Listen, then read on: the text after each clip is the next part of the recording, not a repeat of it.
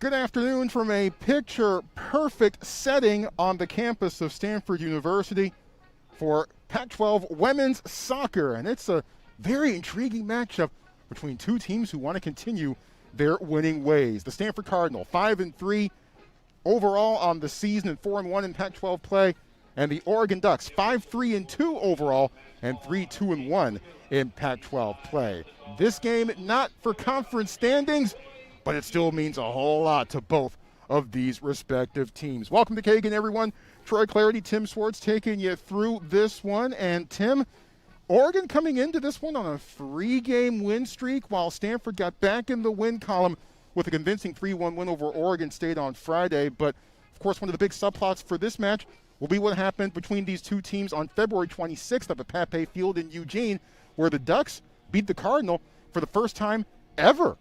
Yeah, I mean, it was a 2-1 win for Oregon, and Stanford literally scored right at the buzzer. I think the other thing, Troy, you mentioned this win streak for Oregon. You know, they had never beaten Stanford. It was the first time ever they had beaten the Cardinal. And then what a match they had on Friday, their first ever win in Berkeley. So this is an Oregon team that is full of firsts, and they are playing with a lot of confidence. Yeah, Oregon doing some things under first-year head coach Graham Abel, who, of course, did fantastic things on the staff with the U.S. women's national team, and the Ducks appear to have turned things around so far in 2020, or at least the 2020 season anyway, even though we're in the calendar year of 2021. But speaking of turning things around, Stanford, after that loss to Oregon, dropped another one to Oregon State, and everyone starts wondering and panicking what's going on with Stanford women's soccer. Can the defending national champions get up off the mat? What's next for them? Well, overall, good results. 3 straight wins for Stanford after that. Bump in the road against Berkeley as the Bears played a terrific defensive match, but back on the winning side of things against Oregon State, and doing it with relatively impressive goals and at a perfect time as Stanford tries to get ready for the home stretch of the regular season. Yeah, and you even look back at that Oregon match where Stanford did drop the match 2-1, but the Cardinal dominated possession. They outshot the Ducks 13-5. In terms of shots on target, it was 5-4. Corners were 5-zip. So even in the matches that Stanford has dropped, they have dictated play. It's been a little bit unlucky for the Cardinal at times, but I do think Stanford is not a team that is used to losing matches, and this is going to be one where they are very hungry for a victory. It was one of the themes for Stanford head coach Paul Ratcliffe, who said that this week was all about transition and finishing. We saw some of those pieces come to the fore against Oregon State. Kiki Pickett finishing off a goal as the Cardinal in transition off of a Beaver corner kick. And finishing wasn't too shabby either. Maya Doms from deep, and Astrid Wheeler also burying one from just outside of the box as well. But Stanford will try to keep it going here today against the Oregon Ducks. Let us give you their starting lineup first up. In the net for the Ducks, a freshman from Berkeley, Leah Freeman. She had a big day on Friday. We'll tell you more about that as we go through the show. Across the back, Mia Palmer, Chardonnay Coran, Croy Soto, and Shai Cortez, who got the lone goal for the Ducks against the Bears. In the midfield, True Didasco, Zoe Hassenauer, and Caitlin Shaw. And up front for Oregon, Jordan Wormdahl, Eden Hardy, and Allie Cook.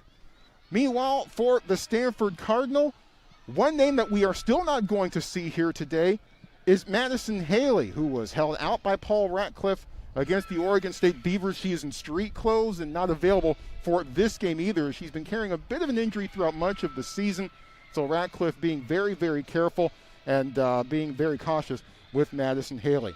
So, with that, you're going to see some relatively new faces if you are not used to checking out the Stanford women's soccer program and haven't had a chance to see them so far this year. But Stanford, with some of those new faces, trying to get back or at least stay in the win column for a second straight match. But across the back for Stanford, look out for Sierra Engie, Sarah Paulson, who's getting the start once again today, as she had missed the last couple of matches before seeing some minutes on Friday against Oregon State. And, of course, the uncomparable Kiki Pickett at outside back. Wesley Kennedy also at center back for the Stanford Cardinal.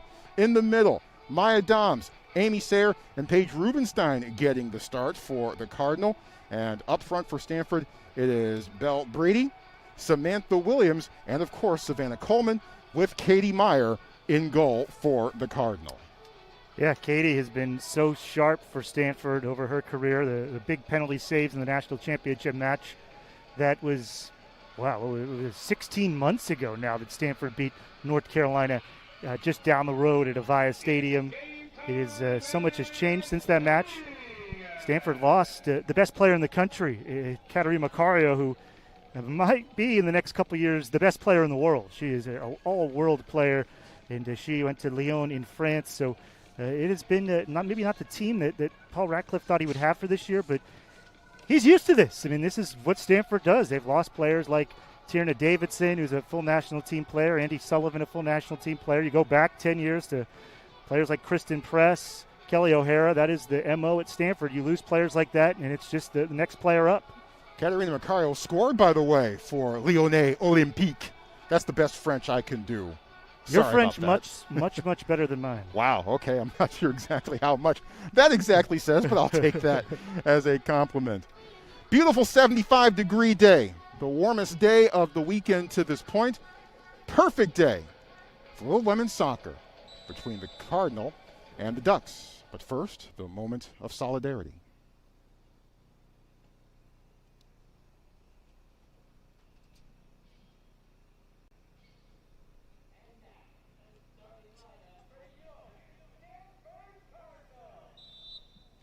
And with that, we get set. Stanford, as always, will be in the 4-3-3, try to play possession. And off we go. Cardinal and the Ducks. Enjoy the match, everyone. Oregon winners of 3 straight coming into this one, beating Arizona 1-0.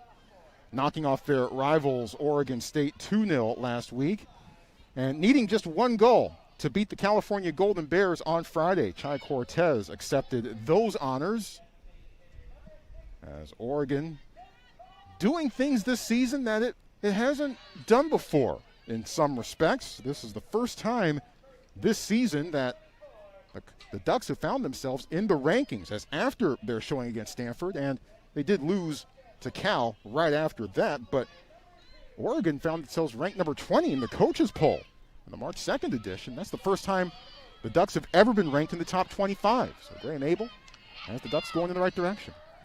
Spins down towards Sarah Paulson. As mentioned, she's back in the starting 11 after missing most of the last couple of matches with a bit of a knock.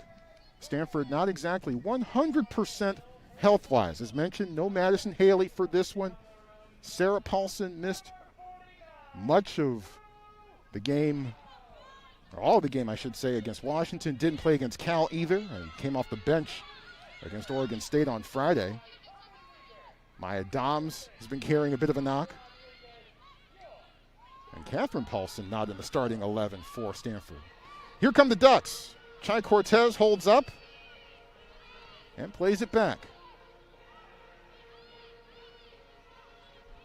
Skips it on the ground. Hassenauer playing it forward, intercepted. Kiki Pickett, her first touch of the afternoon. She had a goal against the Beavers on Friday. Another player Stanford's missing from that 2019 national championship team, Sophia Smith, who was the first overall pick in the NWSL in 2020, left Stanford a little early. That just kind of shows you how much this sport has started to explode. You're starting to see players leave college early. Women's soccer has just exploded around the world over the last few years. Smith tweeting out the video of Astrid Wheeler's goal against the Beavers on Friday and said, yep, plenty more where that came from. Sophia Smith still checking out the program. Meanwhile, Belle Brady goes to ground, needs to tie her shoe for a moment before we can fire things up once again. As mentioned, this is a non-conference match. So this one does not count in the Pac-12 standings. A standings race that got considerably tighter with the results of Friday evening, as UCLA was the only undefeated team in Pac-12 play heading into Friday, but then after giving up a very late goal in regulation to Arizona State, And having one of their players shown off with a red card, the Bruins succumbed to the Sun Devils in overtime on Friday night. So with that, UCLA still in first place, but a very, very slim lead as they're trying to hold off the Stanford Cardinal. Oh, by the way, we should probably mention Stanford UCLA on April 11th, so keep that date circled on your calendar as we go. Amy Sayre, the turnaround, but you can't hang on to it. Hasnauer is off and running. Sayre sizing her up. Outside Cortez, can't catch up with it. The ball went, we don't know. It went through the open door. Yeah, but Stanford does control their own destiny. That's with a little asterisk because you just don't know with the current pandemic and situation which games will happen, which games won't. But if Stanford were to win out, they would have the regular season championship. And the standings being dictated a bit differently this year because not everyone is going to play its entire schedule. Ask the Washington State program for its thoughts on that, unfortunately.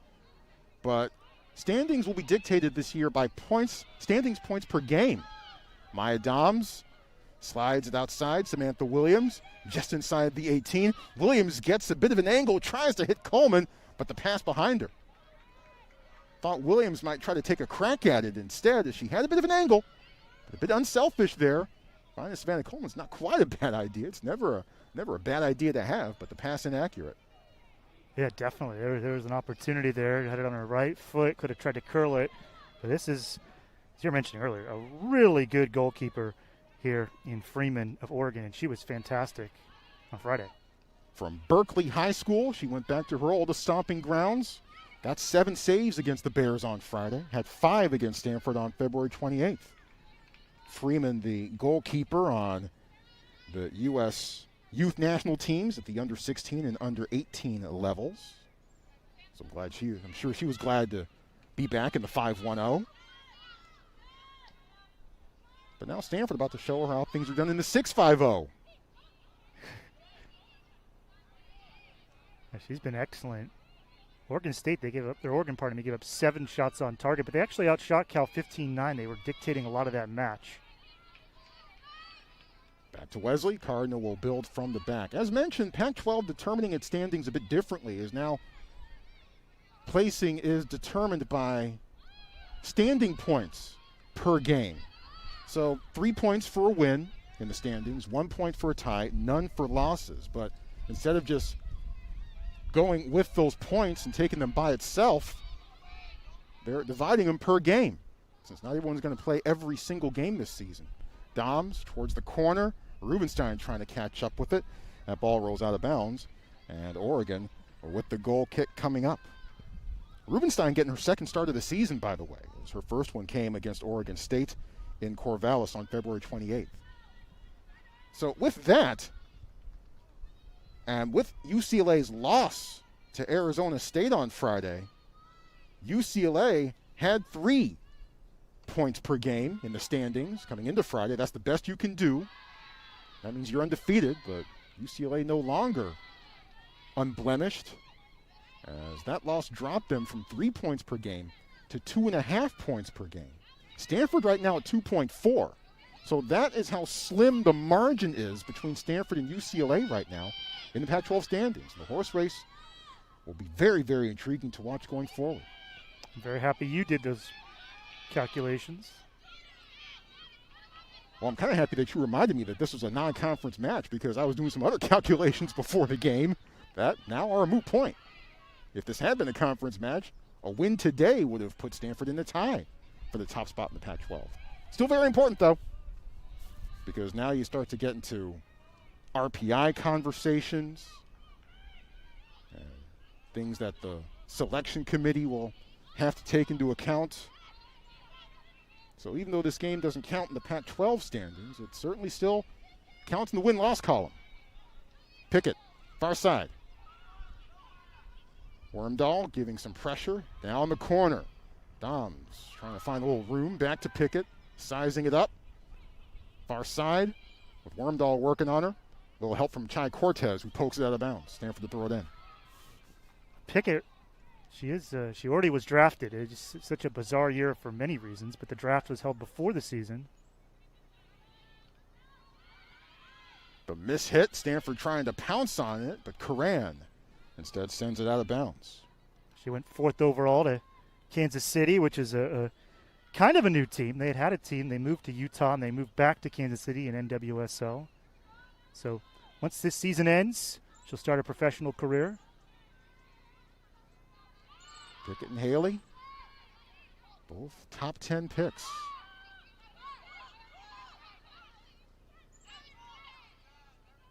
Back to Engie, who was moved from midfield to center back as the Cardinal have had a bit of a shuffle at that spot. Pickett pokes it to Coleman, runs smack into a defender as Soto got in the way and shielded off Coleman and allowed Freeman to collect it.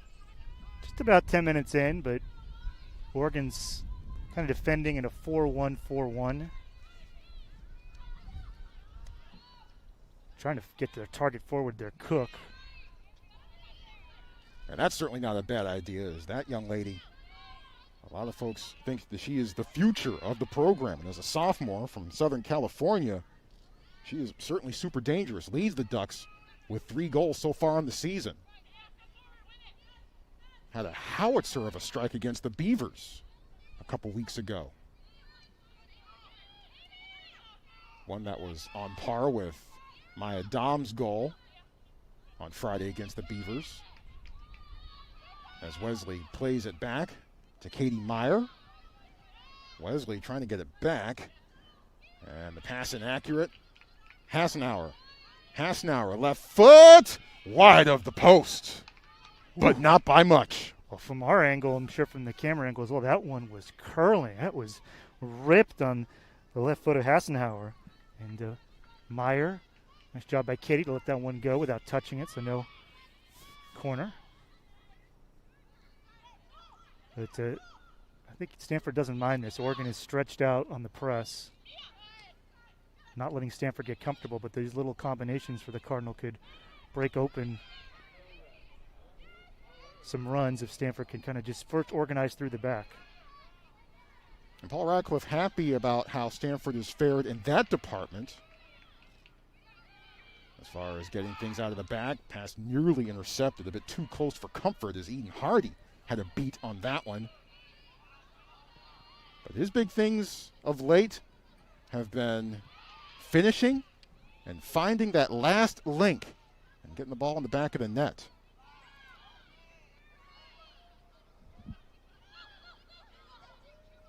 And he has certainly not hit the panic button. Paul Radcliffe doesn't strike me as a guy who panics anyway, but well, he is a very cool customer. Indeed. And with a 3 in the loss column for Stanford women's soccer, certainly a position that the Cardinal are not used to being in. Ooh. Sayer with a nifty move to get free. She's the freshman from Sydney, Australia, bringing the international flair for the Cardinal roster. Bit of a miscommunication, but Engie able to get there and keep it alive for the Cardinal. Stanford maybe in some respects not quite clicking as smoothly as perhaps they would prefer to be at this point in the match. I mentioned it's a 4-3-3, but Pickett gets way up on the right side. She's actually ahead of the forwards for Stanford, the last possession. Oregon hasn't put together a pass in about a minute and a half now.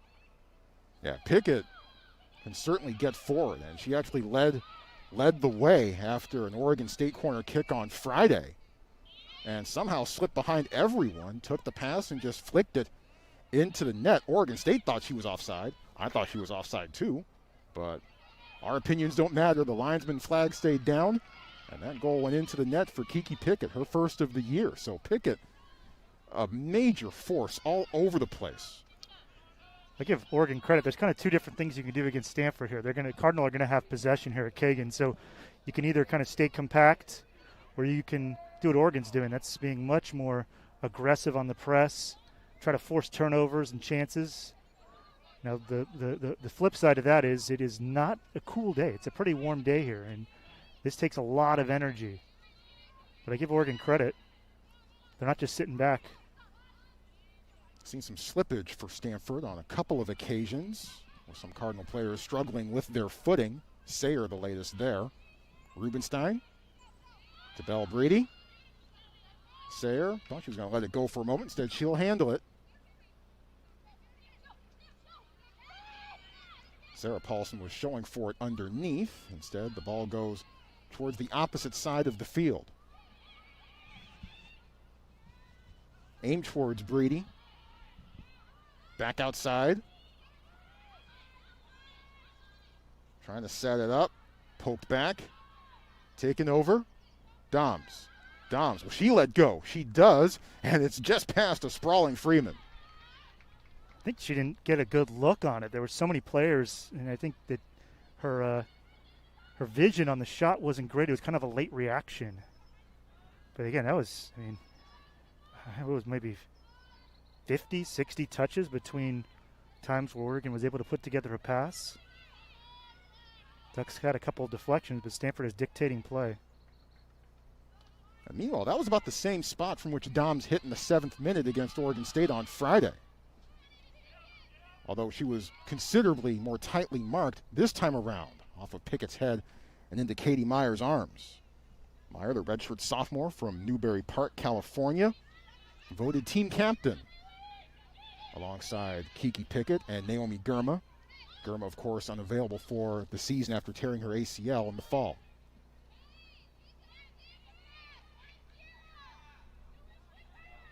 Katie in that national semifinal match last year, saving a penalty against UCLA when that match was very much in the balance in the first half. Her incredible reaction. One of my favorite reactions I've ever seen from a Stanford athlete, throwing away the key after she zipped up her mouth. Great job by Katie this year so far organizing the defense. It is just a new defense, and she's done a great job of it. Off of Dom's foot, slides it forward. Coleman wasn't quite ready to make the run.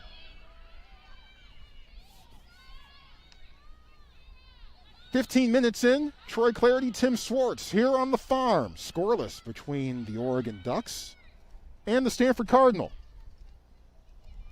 I saw what Oregon tried to do there. They're going to be trying to hit it long to Cook.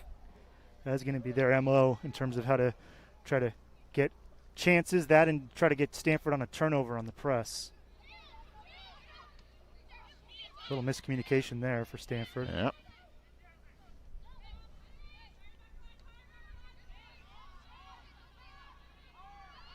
Trying to settle.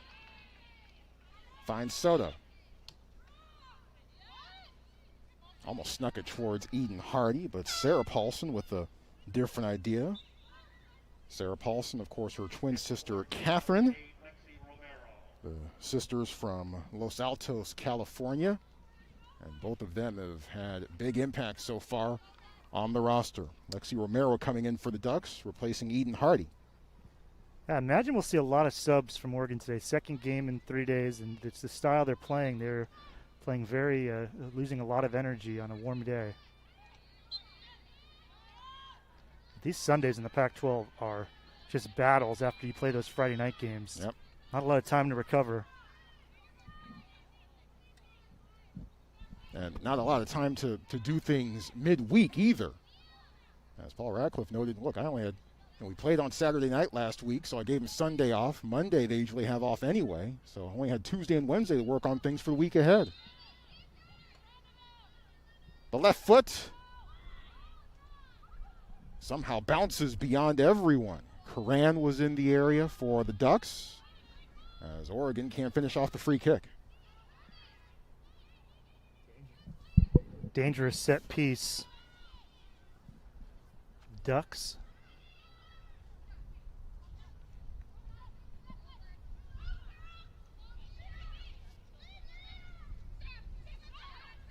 Tight roping down the sideline, and the flag is up. Did go out of bounds. Paulson couldn't quite hang on to that one.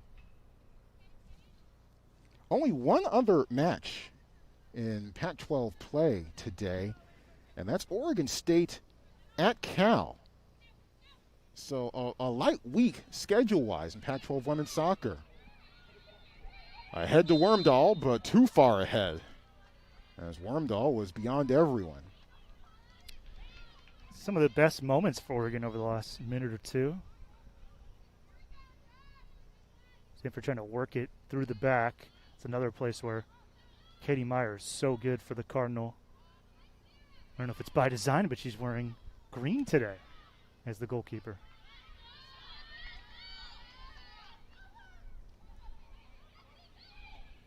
Doms.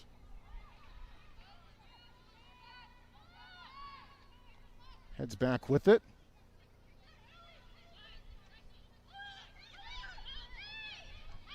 Wesley underneath.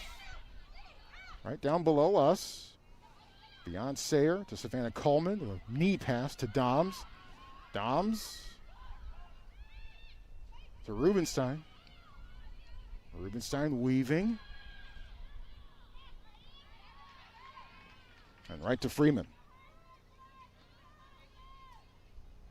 Couple half chances for Stanford thus far, but no real clean looks on the net against Freeman. And it's going to take quite a strike to get it by her.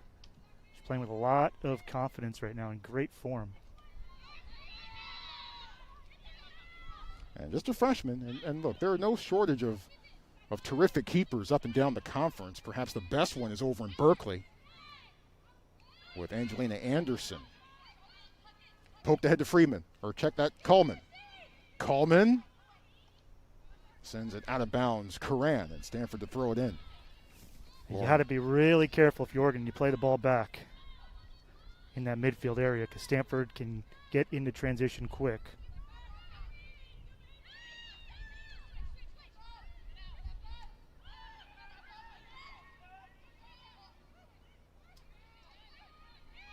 To Sayer.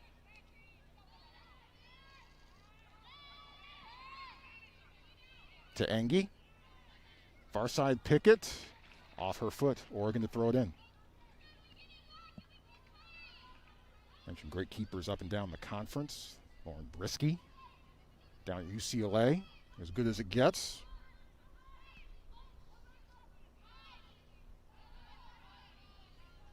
And that goes in Stanford's direction.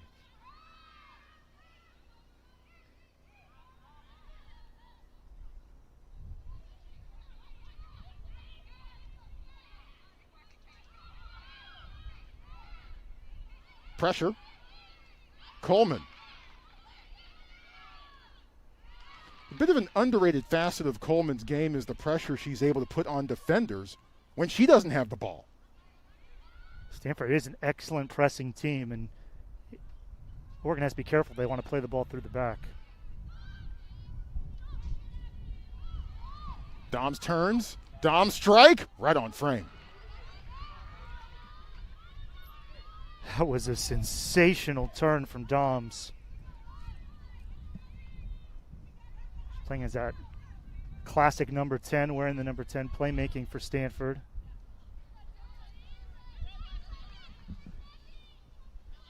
Falls out of bounds. Speaking of numbers, Sayer wearing the number 17 and playing in the deep laying midfield role, kind of like Andy Sullivan did for all those years here at Stanford. Sunshine Sully. She's been really sharp for a freshman. Held back a little bit due to injury. She did not play in the Cal game. Williams has looked terrific as a freshman at times. She's in the box. She's waiting. Finds Doms. Doms lets loose, and that's on frame as well. Well, now Leah Freeman is starting to become more and more tested as the minutes go by. Yeah, I think Doms probably want that one back. She hit it well, but she's right at the keeper. But the press from Oregon and the pressure on the ball has already really ratcheted down, and Stanford is dictating play.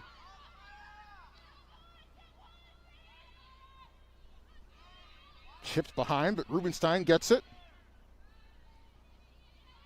Outside, Sayer, step over, bouncing towards Doms, but instead sent out of bounds, bouncing, ricocheting out of the stands, and Pickett with the quick throw in. Stanford to throw it in.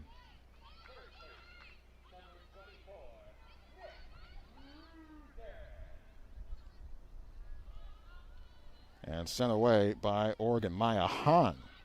She's from New Zealand, and she actually missed part of the 2019 season with the German national team. So Hahn, a talented sophomore for the Ducks.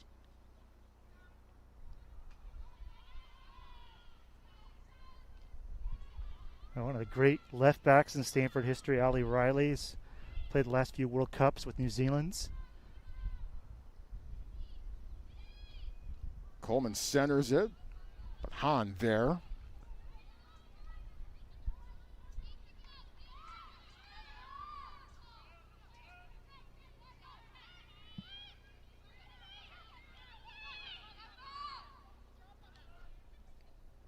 Stanford's attack has been gaining momentum over the last few minutes. Looking for that final piece. The squeeze to Sayer. Bumped off and a foul. Jordan Wormdahl in the area. Wormdahl, a junior from Eugene, Oregon. Her mom, Brandy, played at Oregon State. I didn't realize that was legal. Well, she took a little bump.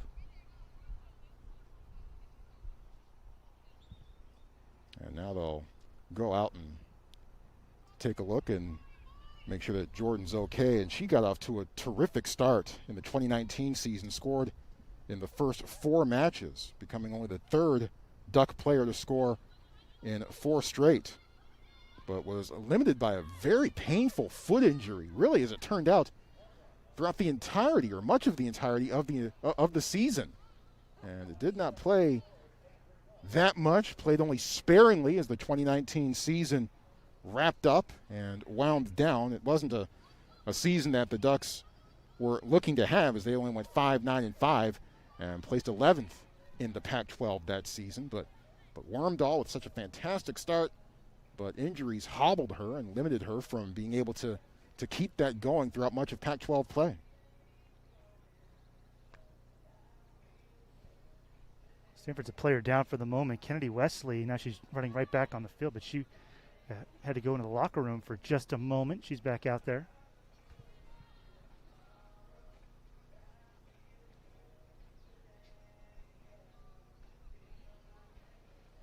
Wormdahl coming off for the moment. Meanwhile, Stanford setting up for a free kick.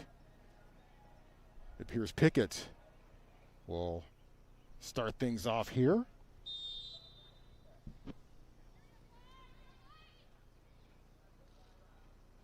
In the box towards Coleman, gets a head on it, but sends it wide of the post. Really nice ball in from Pickett. And Savannah Coleman, 5'6", but playing a few inches taller than that. She got up there, showed some hops on the attempted header. Sophia Venus coming in for Oregon. She's a sophomore from Calabasas, replacing True Didasco.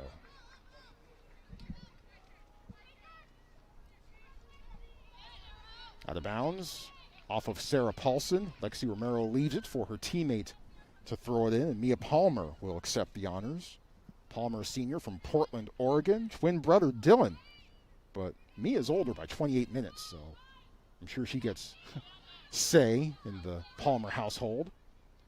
Cook turns, and the poke too far for Romero.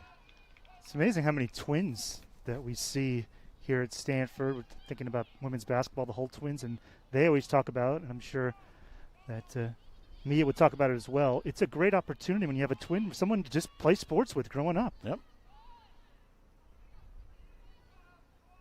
You mentioned the Hall twins. Stanford women's basketball in progress right now, as they try to move on to the Elite Eight. Doms has some space and some time and decides to send it back to Sierra Engie.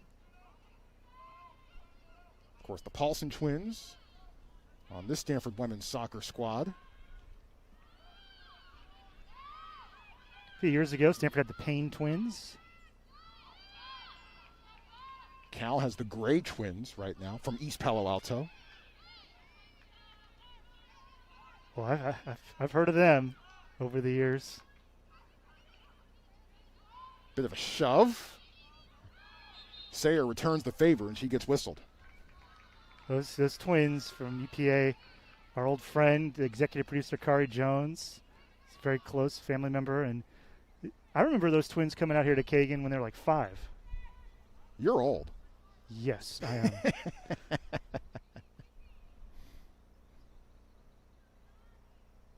say the pace of this match has slowed down a little bit. Again, it is warm here. Both these teams just don't have a lot of time to rest. It's played less than 48 hours ago, less than 40 hours ago, and it is such an ask physically to play these 2 matches in the Pac-12. None of these matches are easy, and it's just it's such a strain on these student athletes. It's an incredible physical achievement for players like Pickett, who has the ball, who just doesn't come out of matches often, to play a full 180 minutes every weekend.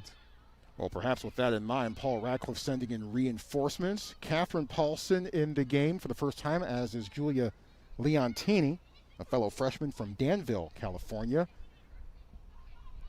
As Paige Rubenstein comes off, along with Amy Sayer. That falls off of Sarah Paulson's foot. Ducks will try to potentially cash in. Cook, the chest trap.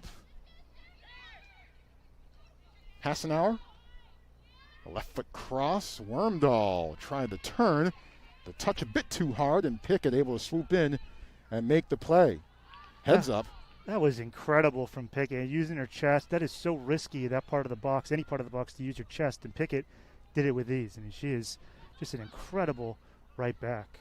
Meanwhile, Catherine Paulson colliding with one of the Oregon assistant coaches. And he's kind of clearing the cobwebs, making sure that everything is okay.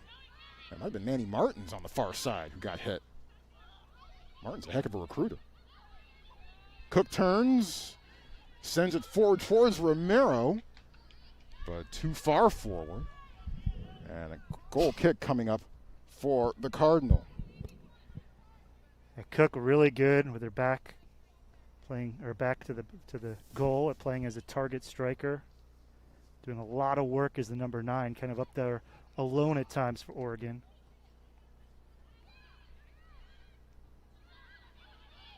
Cook had the goal against Stanford, check that, on February 26th in the 64th minute. That ended up standing as the game winner. Belle Brady scored with 1 second left, but that was as close as the Cardinal could get. 2-1 final that day as the Ducks beat Stanford for the first time ever. Ducks have a chance to beat the Cardinal twice this season. No one has done that to Stanford since 2013 when UCLA did it. Ahead to Cook. Cook turns, lets loose, but pokes it high and wide. Yeah, just a moment there. And if you're trying to score against Stanford here at Kagan, you just get little pockets, little kind of split seconds. You have to do something with the ball. Yeah, opportunities and windows close quickly at Kagan if you're the road team, which in some respects makes some things we saw between Stanford and Cal here last weekend all the more amazing, because the Bears had just one shot and one shot on goal, and it went in. That was all the Bears needed. Well, that and a superb defensive effort. Free kick for the Cardinal.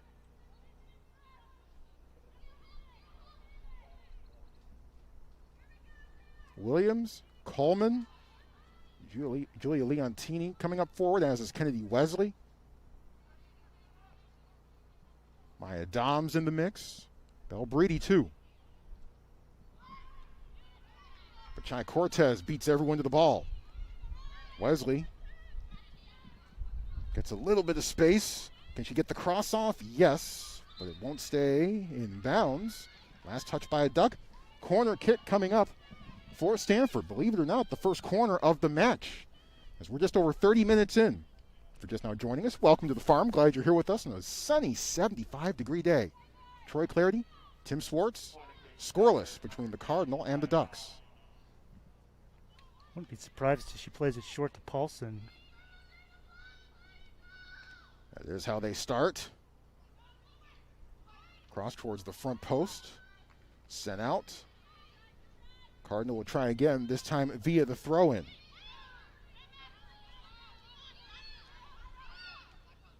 Ducks have not allowed a goal in 3+ matches now. You got to go back to March 12th.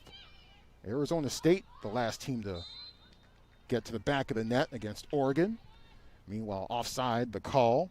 Sarah Paulson, perhaps a bit of a step ahead. That results against Arizona State on March 12th, a 1-1 tie. So Oregon, winners of 3 consecutive coming into this one, unbeaten in 4 straight. Freeman.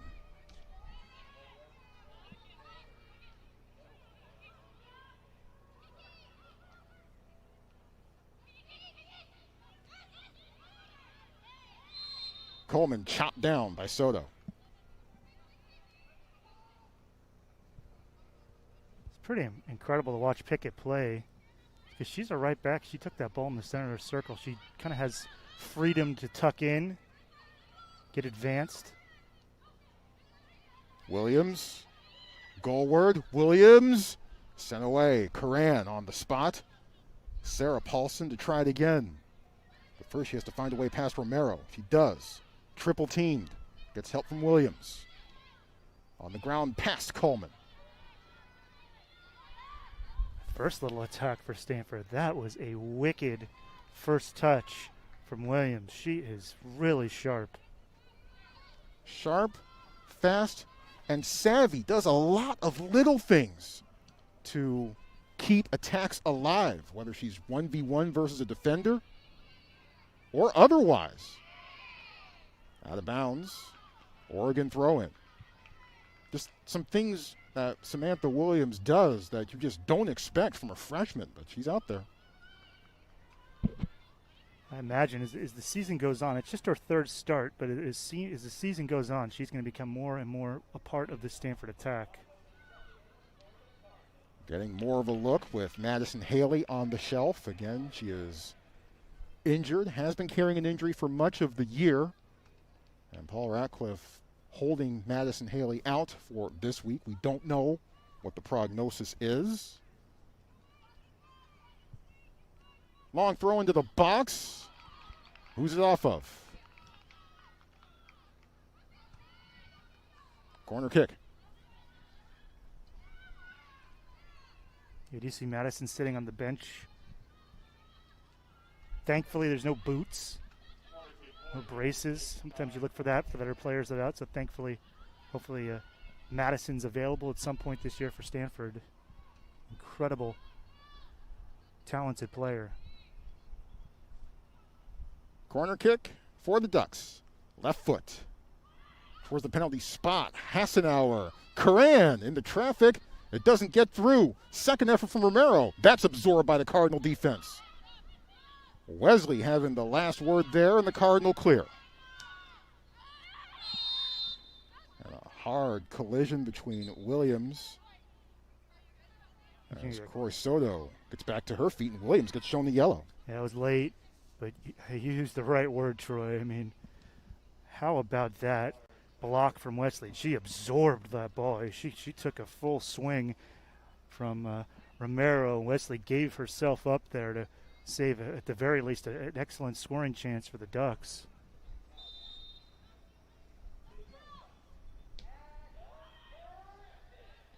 In the box, Meyer comes up to claim it.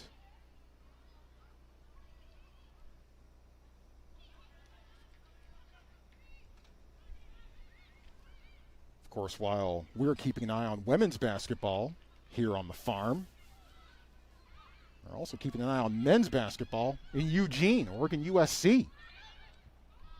As that one's in traffic and sent out of bounds.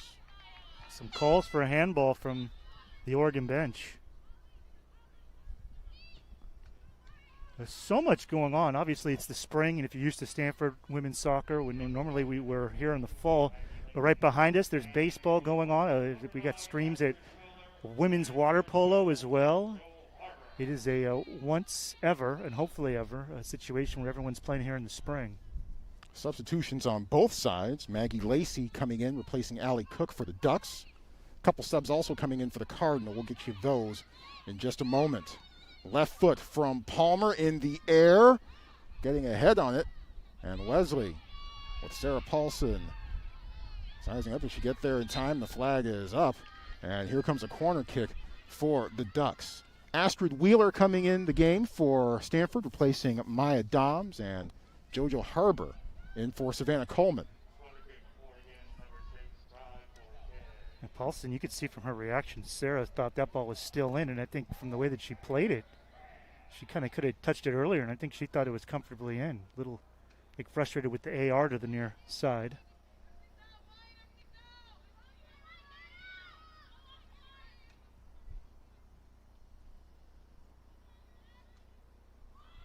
High spinner. Knocked out. The rebound off the crossbar. Headed and saved off the line by the Cardinal. And another chance for the Ducks sent out of the park. Holy smoke, the action coming fast and furious, and Stanford escaping unscathed. Yeah, this is barely escaping. It's cleared off the line by the Cardinal. Stanford controlled the first 25 minutes, but Oregon, the last couple of minutes, has been in control. Samantha Williams trying to swipe it back for the Cardinal. Harbor loses her footing as Palmer hangs in there and makes the play. Give and go. Romero trying to catch up. Wesley, the shield, just lets it roll out of bounds. Stanford to throw it in. Stanford's had so many good center backs over the years, and Wesley plays so calm.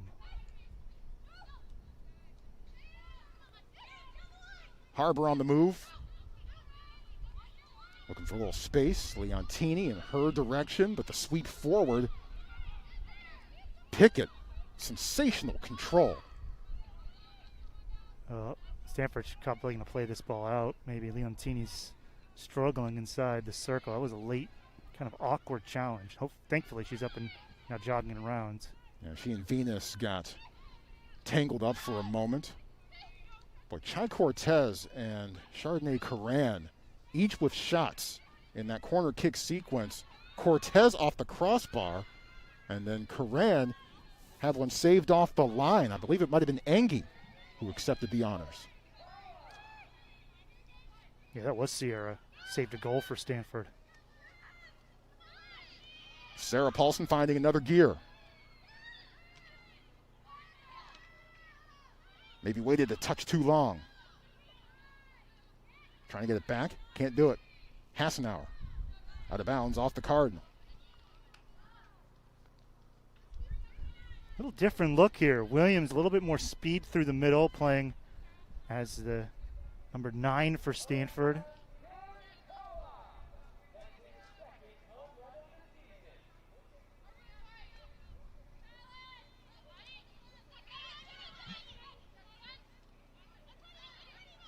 Wesley hangs in there.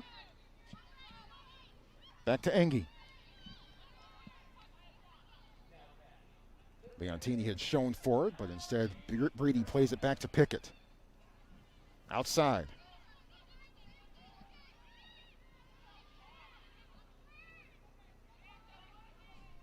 And now the Ducks trying to counter.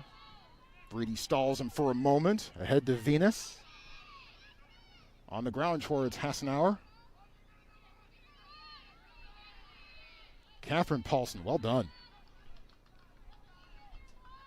Most of Catherine Paulson's big moments this year have come on the attack side of things, but every once in a while she'll come through with a big defensive play. Less than 5 minutes remaining in the first half, scoreless between the Cardinal and the Ducks. Stanford looking for its second consecutive win. Ducks looking for their fourth straight win. This is a non-conference match, so this one does not have any bearing on the Pac-12 standings. Wesley, the bump from behind. Ducks will have a free kick just outside the box, and these are always intriguing to watch. Give Romero credit. I mean, Wesley definitely got her, but she sold it. That's what you got to do, though, in that area. And this is going to be interesting to see what Oregon cooks up here. Might be the left foot of Cortez.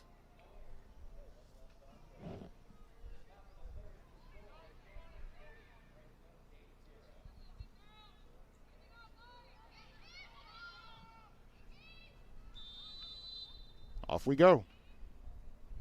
Hard floater doesn't make it past the wall. Wesley got a piece of it. Sent back again off of Sarah Paulson's head. Palmer blocked. Harbor is there. Trying to turn in traffic. Swept out by Pickett. Well, the Cardinal have been up to snuff on the Duck set pieces to this point. And that, I have a feeling, might be something to watch as we continue to go forward. Ahead to Wheeler. Finds Williams. Williams to Harbor. Harbor, shot off the mark. Harbor had to hesitate for a brief moment because the defense was a bit closer than maybe she wanted it to be. And that close mark may have saved a goal for Oregon. Well, just an example of just how difficult it is to score a goal. Harbor, her first touch went just a little long. That first touch is just a little bit tighter. She's got a much better chance, but that's why you don't see a lot of goals in soccer matches. And it is very hard to perfectly control that pass. Meanwhile, you see what the Cardinal have been working on for much of the week, transition and finishing. Saw a bit of the transition work, Samantha Williams starting it, but Stanford unable to finish it. Wormdahl on the move, Pickett shielding her off. Goal kick for Stanford. Coming up on 2 minutes remaining in the first half.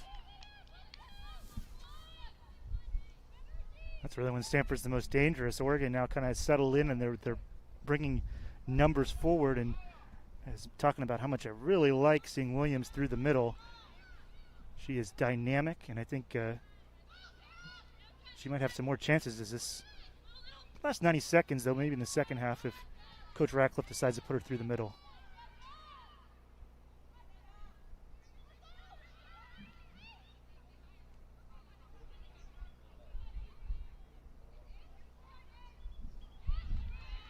Nice turn.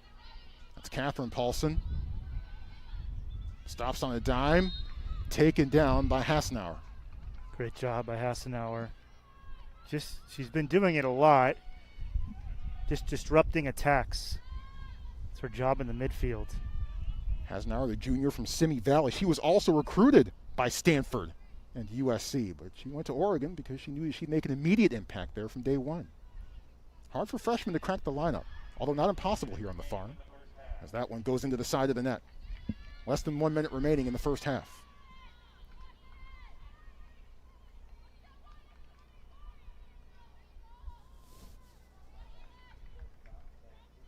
And the other thing, too, you've been here for a few soccer matches this year. This is, I think, my first women's second overall. But it's just so different without the crowd. I mean, normally this side is totally filled, the near side. And the environment here. I think both teams are kind of losing a little bit of juice as we get to this end of this first half. But it's just different without the excellent fans we have here at Stanford. Yep. The Forest, the Stanford student section. Now just represented by a bunch of Christmas trees and other foliage. And until the students can get back, that's how it's going to be. Final seconds of the first half tick off, and we are 45 minutes in. Stanford and Oregon are scoreless. Oregon perhaps with some terrific chances, and maybe the best chance coming in the 38th minute as a corner kick was played out, spilled out of the box. Shai Cortez sent it back. It went off the crossbar. And then Chardonnay Coran tried again, and it was cleared off the line by Sierra Angie. Meanwhile, a couple of looks as Maya Doms was on frame in the 21st and the 22nd minute.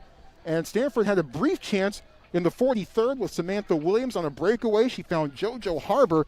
Harbor had to elude an defender, and maybe that extra step perhaps cost her an accurate shot as she let it go and was well wide of the net as she was one-on-one with Leah Freeman after that. But overall, well-played game between the Cardinal and the Ducks. Yeah, it's kind of surprising and startling to have an entire half where Stanford had shots on target, but really no clean 1v1 looks. You mentioned there was a chance for Harbor. It was at the top of the box. It was a nice look, but credit to Oregon. They, I think, are They're frustrating Stanford and doing a great job of not allowing the Cardinal to have those patented big chances. Leah Freeman with 4 saves already. Katie Meyer has not been credited with one with any official saves. But that is only the half of it. 45 minutes in the book between the Cardinal and the Ducks. Second half will begin. And we'll pick it up a bit later on in about a few minutes or so. Tim Swartz will have the play-by-play at that point. But until then, scoreless at the half between Stanford and Oregon.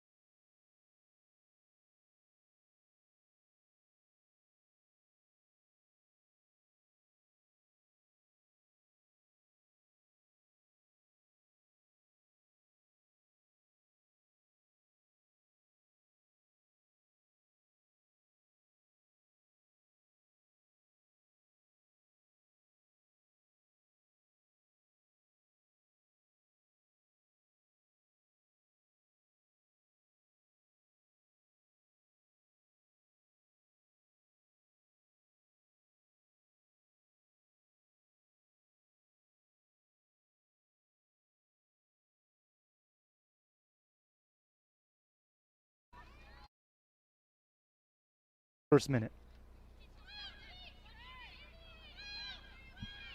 Pickett, fourth overall pick to Kansas City in the NWSL.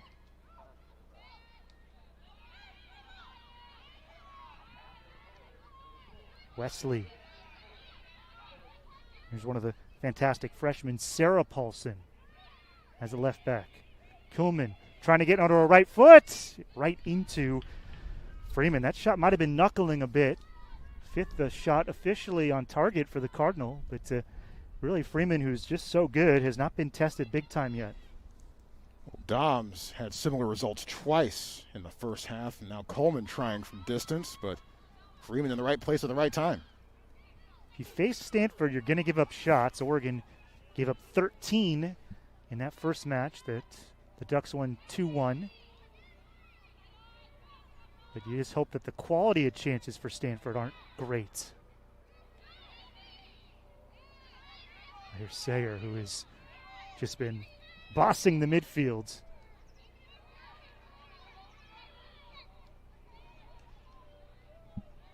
Trying to spring Hardy there on a long ball. And that's what Katie Meyer's going to do. She can hit the ball and put it back into play as soon as she possibly can.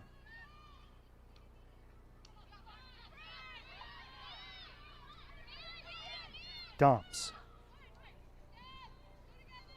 Rubenstein.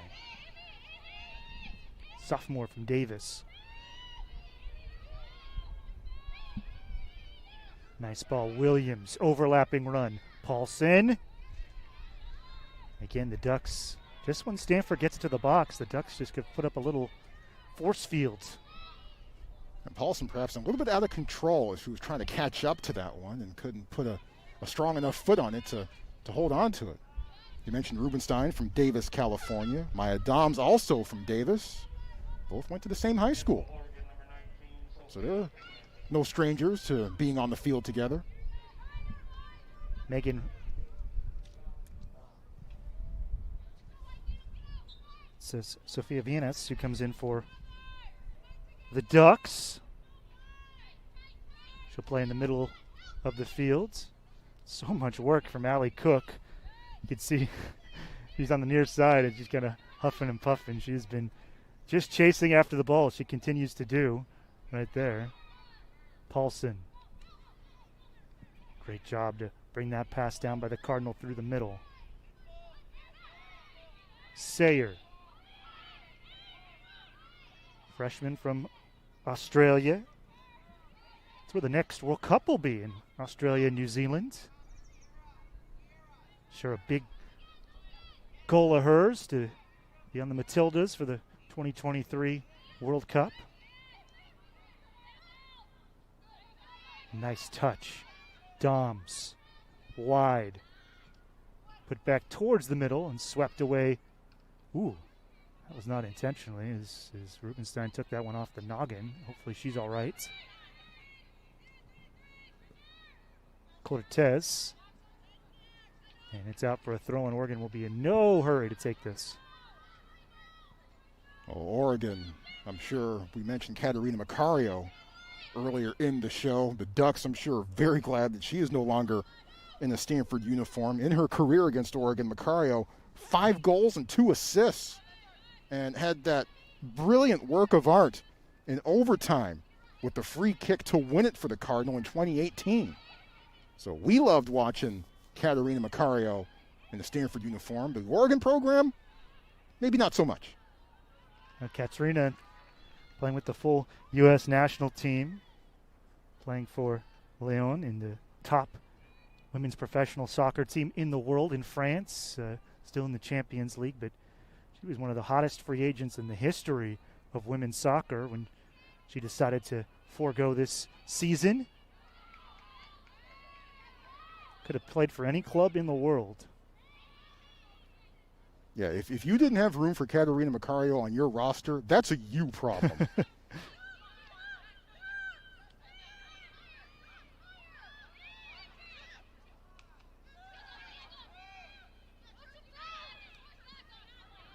Oregon, they haven't had many strings of passes. Hahn playing as the number 6 deep midfielder. It's been mostly a destroyer. And then, again, Oregon with the press from Stanford off of whenever they lose the ball, had just problems putting together passes. Most of the chances for the Ducks have been just off of turnovers or direct long balls. Stanford's going to try to just short pass you to death. Just in there was Wesley. Cook got a piece of her. And Stanford with a little bit of mixed success against set pieces at times this year. You got to go back to Colorado late in the first half against the Buffs when Hannah Schartz started one off just inside the midfield stripe and placed it perfectly, or at least it went to Hannah Schartz, who was running in the box, and it just skipped off her front foot and went into the net for the goal. So Stanford has had, at times, some issues defending set pieces. See if that turns around and doesn't become a factor here today. See Pickett right back. She's got full permission right there to go right and play in part of the midfield, play as part of the forward line. Great touch from Doms. Yeah, you think Paul Radcliffe just says, "Hey, Kiki, just do whatever you want. Yeah, whatever you want, we got you." Stanford, they do have this three-player midfield, but you'll see various wingers and left back and Paulson and Kiki as the right back tuck in. Add to this midfield. It's a very fluid 4-3-3, the Cardinal play. Doms, lefty shot and a diving save by Freeman. That was tucking in towards the lower left 90 and a tremendous save by Freeman. And that, the biggest test for Freeman to this point by Stanford. And Freeman up to the task.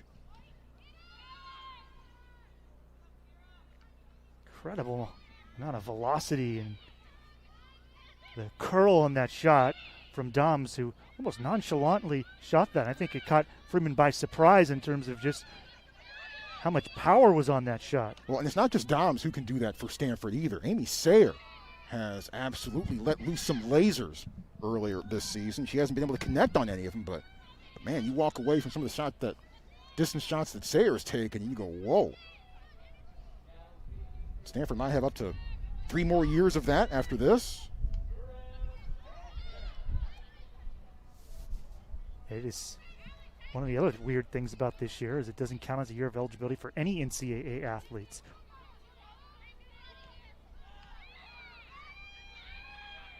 Well, that was a tough collision, and hopefully Yanas is all right. Nothing in terms of intent. See what Graham Abel decides to do. Head coach of the Oregon Ducks. We were talking about the World Cup, and he was part of Jill Ellis's staff in 2015 in Canada. And then the United States' incredible run in 2019 in France. Meanwhile, Venus was a little bit fired up on her way back up to her feet. Let's see if that might be something that bears watching. But Abel also with Pac-12 ties. He was an assistant for Washington State for the 2011 season. Of course, Jill Ellis was the head coach at UCLA, and there were some incredible battles here at Kagan between Jill Ellis and Paul Ratcliffe. Paul, a UCLA grad himself, out wide.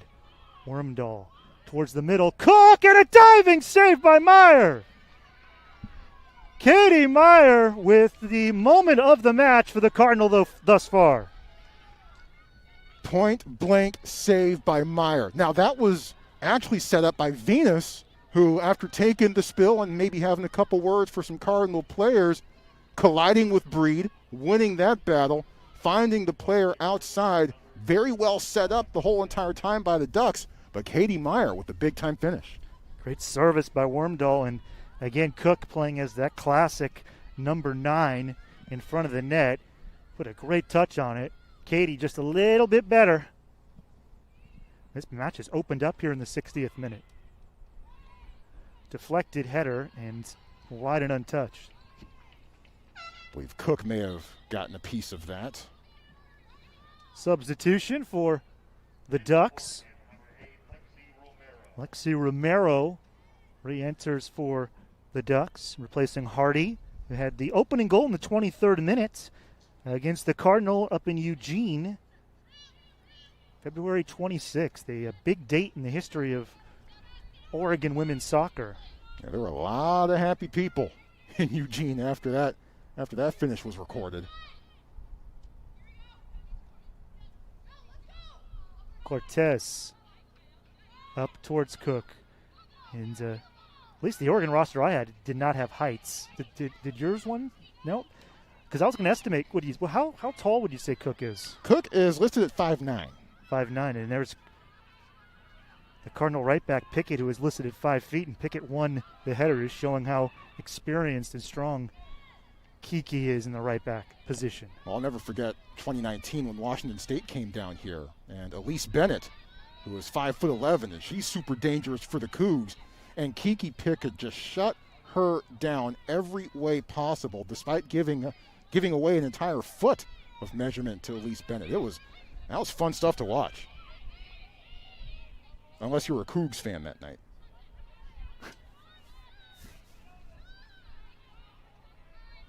Todd Schulenberger and that program. I don't think they're an under-the-radar program anymore. They've been to the NCAAs for a few years, but they've done a terrific job of developing players into more complete athletes and complete players. There's Paulson. Oh, great tackle. Williams, can she get it on her right foot? Just a little too much weight on that ball.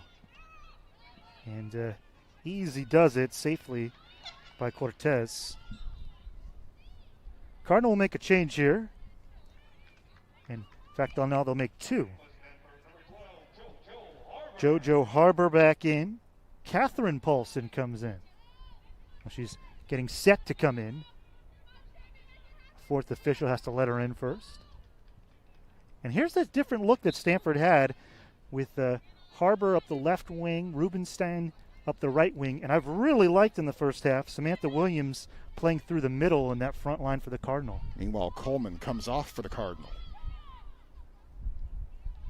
A little bit more speed and fluidity up top for Stanford. Romero, just a misread there. And steady does it for Engie, who I mentioned Meyer with the save. Maybe not fair to Sierra. She cleared a ball off the line in the first half as well. Take your pick in terms of moment of the match for Stanford defensively. But Oregon, they haven't had much possession, but they've had some dangerous moments, some big chances. This is a team playing with a lot of confidence coming off of Friday night, their first ever win in Berkeley against the Bears.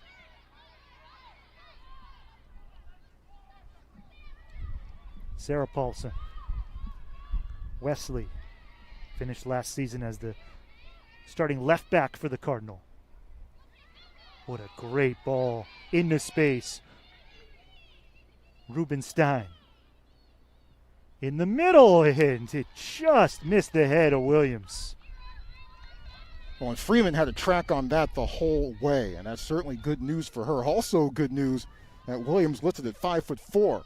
She's 5'10". She might have been able to graze that one a little bit and make it even more problematic for Freeman. Normally, those positions, it would be Haley for Stanford as that target classic center forward, but she is in street clothes, unavailable for Stanford today. Save. Doms. Williams trying to turn, but quickly disrupted by Hahn. Pickett. Ooh. Harbor couldn't get around the Ducks. Boy, that was a terrific look from Pickett. This little tug of war feels like Stanford over the last couple minutes has regained the control of the match. There's Paulson.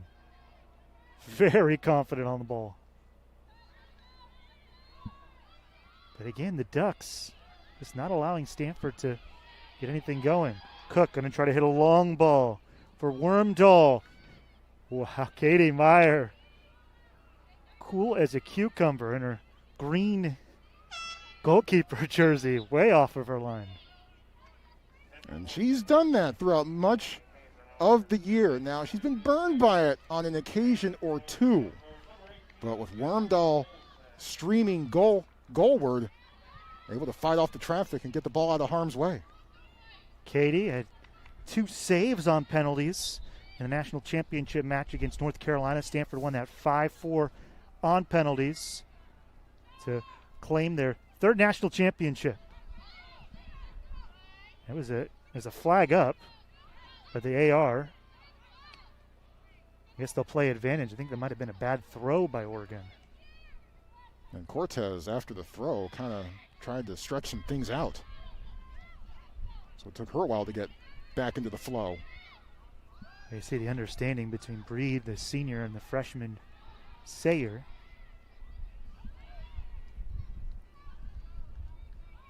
Normally you would say this is Bell's last season in the center mid for Stanford, but next season in the fall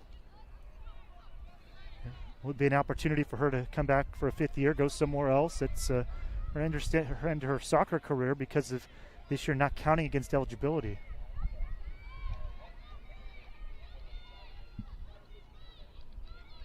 Stanford has had a lion's share of the possession in this match.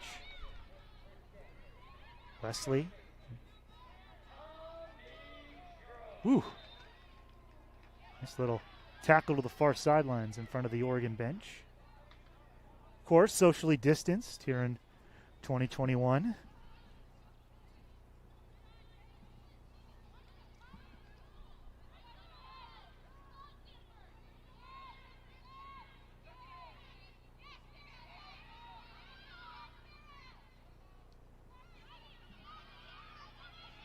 A touch and an open net. Wormdahl puts it off the side netting. Well, Meyer off of her line again, and Wormdahl almost made Katie pay.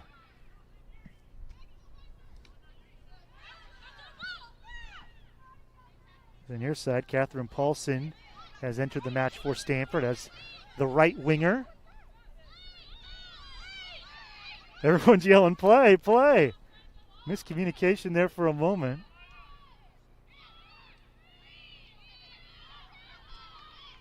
Oregon trying to play the ball quickly out of the back. Hahn. Here's Kiki. Again. Pickett. Harbor. Gomes. Ducks trying to turn here with Maggie Lacey. Here's Catherine Paulson. Her and her twin sister Sarah grew up coming to Tara Vanderveer's camp for basketball. They moved from Maples over here to Kagan for their collegiate career. And congratulations to that squad for advancing to the Elite Eight, 89-62 winners this afternoon. Hannah jumped with 17. How about that? Great to see Hannah do so well. Stanford will play Tuesday night.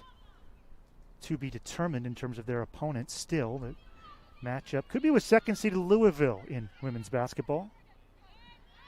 So calm. Sayer advancing through the midfield. Doms. Paulson for Doms. And she kind of turns right into Wormdahl. Yeah, I don't think she knew that Wormdahl was there. That being said, I'm really looking forward to seeing Sayer and Doms working together in the years to come. This is a younger team than the one that's been fielded for Stanford over the last few years, but that talent certainly is there on the young side. Well, Sayer's part of it. Settles. It was Catherine Paulson. Doms chasing after it. Fresh legs of Lacey. Just kind of punting it forward. 70th minute. So we approach the 71st at Kagan Stadium. 0-0.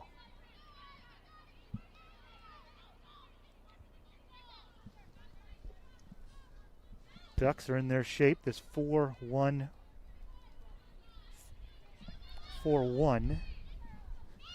Play with Hahn as that one pure 6 destroyer, and on point, Hahn is able to disrupt that attack of the Cardinal. Troy almost with the diving save there. I've been told not to handle the equipment. I did see that before the game. So I'm hands off. Astrid Wheeler coming in, replacing Maya Doms. Wheeler with a big goal on Friday against the Beavers, her first of her career.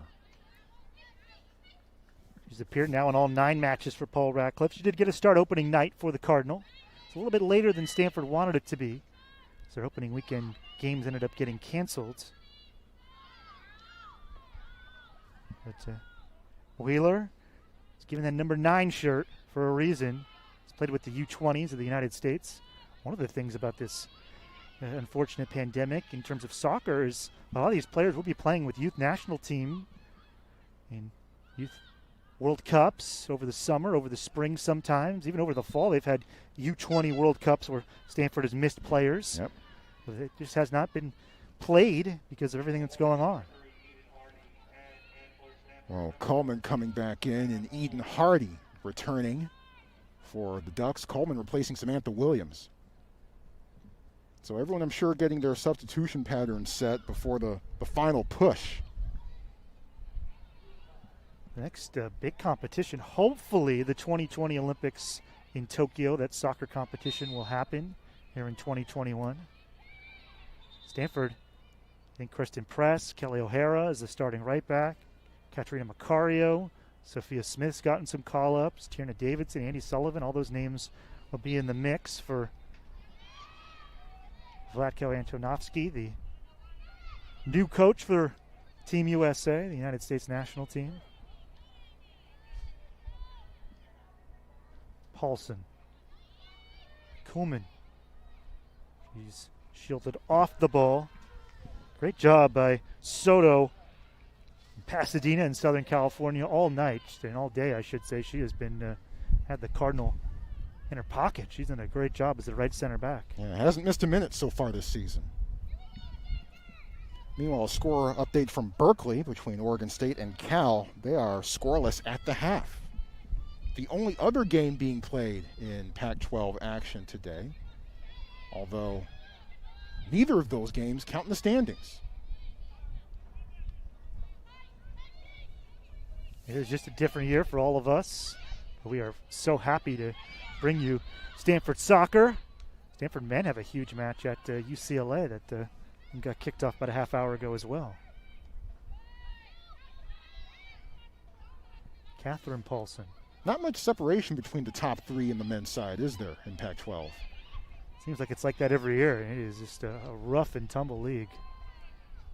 Oregon State making some noise. Washington, of course, there. And Stanford very much in the mix. You could pretty much just throw all 3 of those teams into a hat and just pick one of them. You're going to – all 3 of those teams very, very evenly matched to this point. Stanford women, they dominated that last decade, winning 8 of 10 Pac-12 championships in soccer. The men got their first championship back in 2014 in 13 years, and of course the first national championship in 15 in Kansas City, the first of 3 in a row. This women's program, 3 national championships last decade, the men's with 3 as well. The three-peats. Well, the three-peat for the men. Not 3 in a row for the women. But the 2017 was quite the year. Stanford men and women both winning national championships. Allie Cook back in, replacing Maggie Lacey for Oregon. Cook's 2 older sisters also played soccer. One played and graduated from the Air Force Academy. The other one, Maddie Cook, we actually saw her here in this building on February 19th when Stanford hosted Pepperdine. Nice touch and control by Megan Rucker. Left-footed pass up. Speaking of Cook, Solana Cook, the former Stanford center back, she got her first full women's national team cap in Jacksonville back in December of 2019. She's been on the national team radar. Trying to think of other great cooks. All I'm coming up with is Captain Cook. Stanford had a couple cooks, Carissa Cook, Brian Cook, volleyball players. Venus isn't afraid to be a little physical, is she? Oregon's trying to slow things down a little bit. Nice, great ball out wide for Sarah Paulson. She is not shy, a very direct left back. Back for Paulson. If you want to play left or right back for Stanford, you got to have skills of a winger. That one is out of play.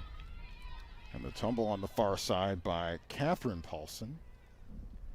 Talking about outside backs, Kelly O'Hara was a winger and a forward at Stanford, but he's now the first choice right back for the United States. And Kiki Pickett, and she went straight from the College Cup last year at Avaya Stadium into a full women's national team camp. Here's Kiki. Maybe she'll be the player who takes that right back position from Kelly Kilman. Again, Soto, so strong.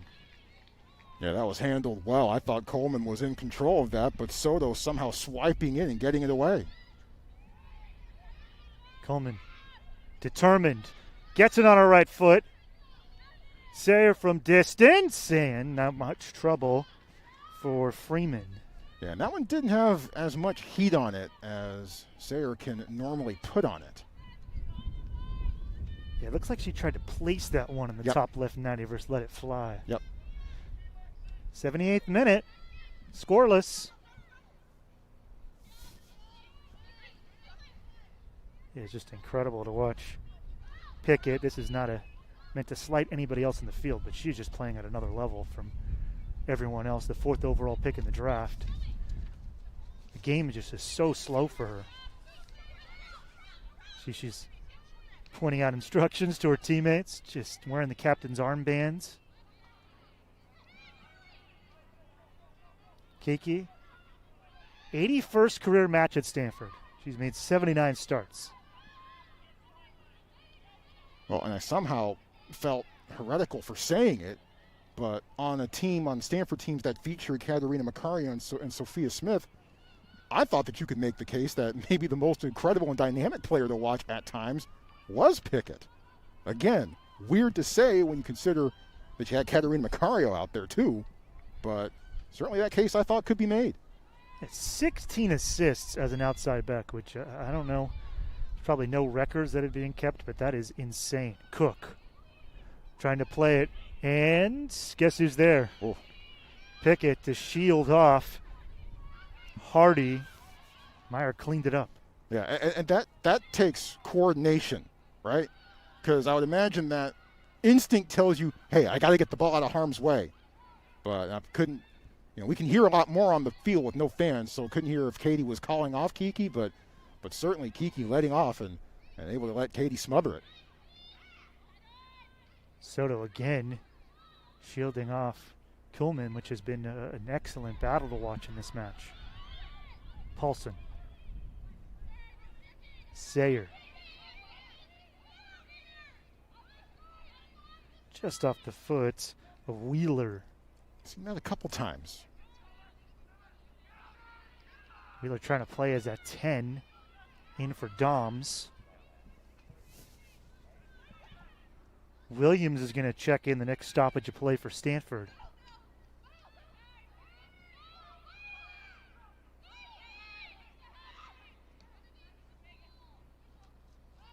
A little more direct here from the Cardinal. Wheeler.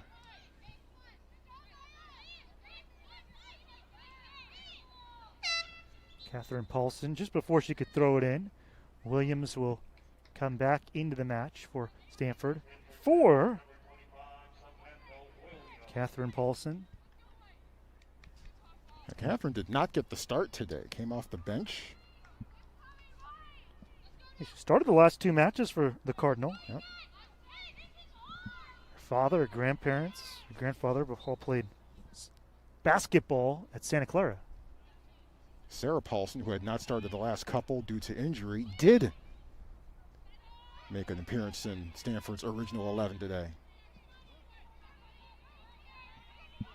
We've got 9.5 minutes left. Stanford is trying to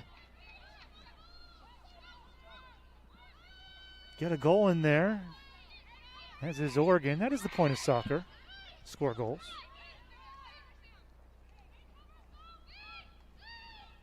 Nice turn. Curran. Long ball. Clearance to Pickett. Here's Williams. Yeah, the Oregon players, you just mentioned it, Troy. It is pretty cool to get to hear the players. No fans here. That is one of the things that is unique to this season. Normally this place is packed. You can't really hear the players. Well, that's especially apparent in baseball when we're over in Suck and Diamond right behind us. You can hear everything from each dugout. Obviously, we missed the fans. We can't wait for all the fans that are watching at home online, all the friends and family of these athletes to get a chance to come back out here.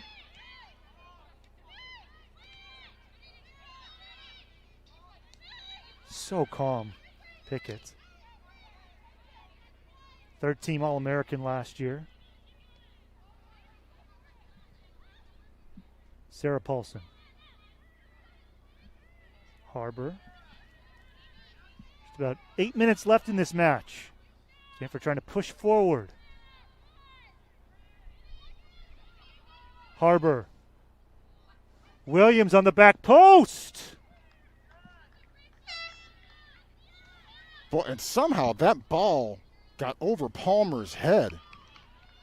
And Harbor with an opportunistic move with the cross, and it found Williams somehow. But I think the angle a bit too tough for Williams to have a serious chance to put that on frame. But that was a lot closer than it probably should have been. This might be the final 11 for Stanford as they get Doms back into the match. JoJo Harbor playing as the left wing. JoJo, very experienced player. She started 7 of the first 8 matches, coming off of the bench today for Coach Radcliffe.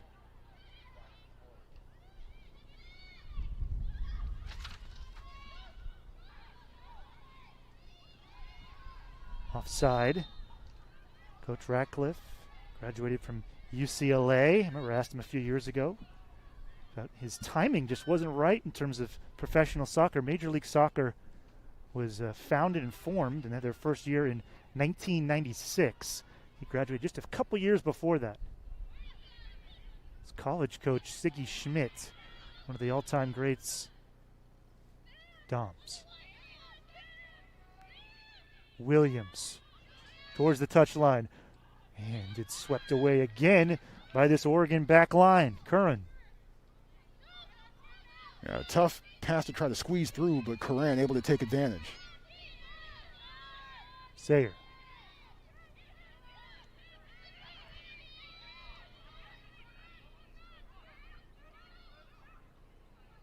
Yeah, I was mentioning Paul's college head coach, Siggy Schmidt, passed away, and he was one of the best coaches in MLS history. I saw him here once with Paul to watch a men's match, and Siggy, while he was the manager of Seattle Sounders, was scouting his prized future signee, Jordan Morris, before Jordan went signed a homegrown contract with Seattle.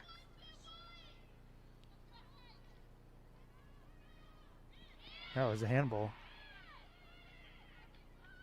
The ref did put the whistle in her mouth, but didn't blow it. Sayer. Pickett trying to get into the attack. Doms out of nowhere. For Harbor wide, and just hard to control that. 5 minutes left. Well, during the final moments of the game against Cal last week, Paul Radcliffe said that he thought that the team kind of played a bit tighter as the match went along, and maybe got caught up a bit in the emotion of the rivalry and perhaps tried a bit too hard down the stretch against the Bears. I don't necessarily see that happening to this point with the Cardinal as we're in the late going here of a scoreless game. It's important for Stanford to still play within itself. You have to give so much credit to the center back pairing of Curran and Soto. There's Curran, now Soto with the ball. But for Oregon, they have disrupted and ended so many attacks for the Cardinal.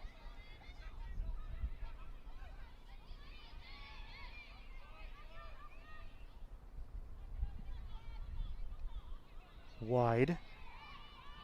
Wormdahl had a great opportunity with an open net. She was outside of the box. Just couldn't put it on target as Meyer was out of the cage. For Cook, heads this one, and hopefully Cook's okay. She headed that one and is down for Oregon. Stanford with 4 minutes left. Sayer has Paul Ratcliffe. I can hear him yelling, dribble, dribble, dribble. Lots of space in the middle for Sayer, the freshman from Australia. Meanwhile, Sayer was hoping for options, but no one was really showing for the ball. Pickett tucking into the midfield. Breed. Pickett. And we pick it down. Oregon try to counter quickly. Cook. And Doms tackles it. Advantage was played. Oregon's not happy about that. Whistles being swallowed as we get towards the end of regulation. It looked like Wormdahl had a ball clearly. She had played, the ball went off of her hand, and she definitely had the hand to play the ball versus the ball playing the hands. And Padilla, the head official, the referee, has kind of swallowed her whistle over the last few minutes, now with 2.5 minutes left. Soto again breaks up another potential opportunity. Long ball. Look at Wormdahl here in the 88th minute. No hesitation. Off the Cardinal here with just about 2 minutes left. And again, Oregon is not in any hurry to put these balls back into play. Oregon's last 3 finals, 1-0 winners over Arizona, 2-0 winners at Oregon State, 1-0 winner against Cal. Have not allowed anyone to score in 3+ matches. Yeah, well over 350 minutes between goals against these Ducks. And again, just give so much credit to Curran and Soto. Their center backs have been tremendous.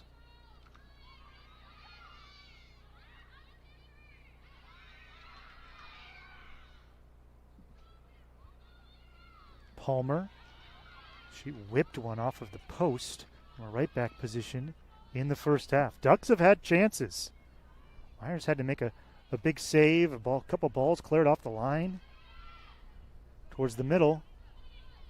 That one ends up in the hands of Katie. And Pickett doing a fantastic job preventing Eden Hardy from getting in position. So calm, Curran. A covering header.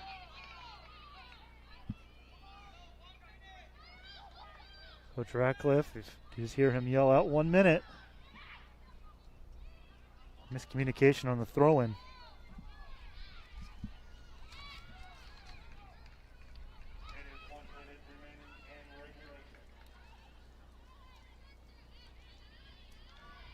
This has been a slugfest.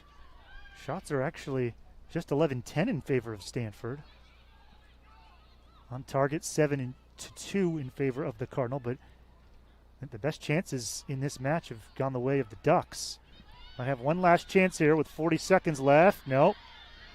Cardinal in transition. Harbor. Stanford's got to hurry up. 20 seconds left. I'll have to tell Paulson to hurry up. Playing direct. Harbor. Kilman. Harbor. Left-footed shot is wide, and that'll do it.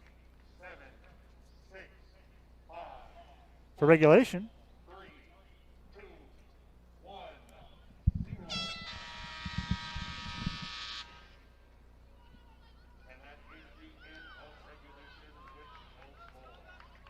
So 0-0 here.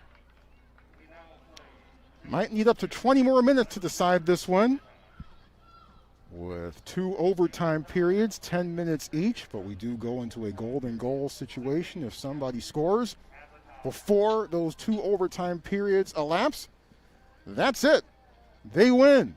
If not, it ends in a tie.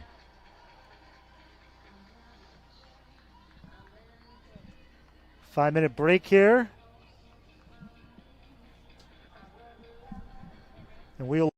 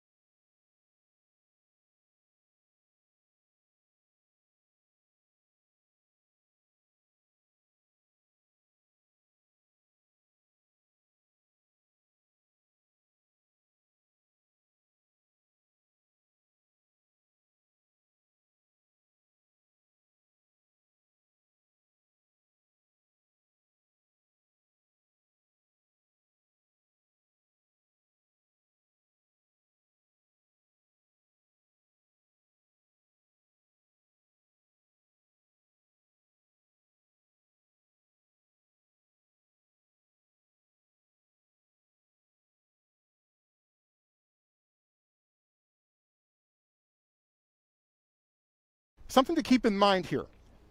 When Stanford women's soccer plays at Kagan Stadium, more often than not, they win. In fact, that loss by Stanford to Cal last weekend snapped a 28-match home win streak and a 43-match unbeaten streak. The only other team before last week to beat or even tie Stanford was Santa Clara. They beat Stanford in the 2016 NCAA tournament, and the Broncos also tied Stanford a couple of years after that. So let's keep that in mind as we go along here. Oregon has beaten Stanford already this season, that 2-1 result in Eugene on February the 26th.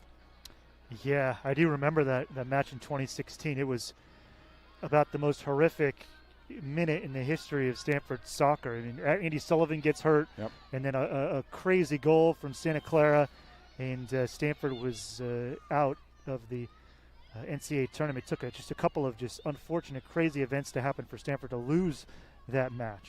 We'll see if Oregon has something set up here for the kickoff. They've got 3 players in the near side. I think they're going to try to play it back and then play it right into Stanford's box. Let's see. Off we go with overtime. Forward from Soto. Bounces towards Hardy. Off of Williams' foot. She's trying to get it back.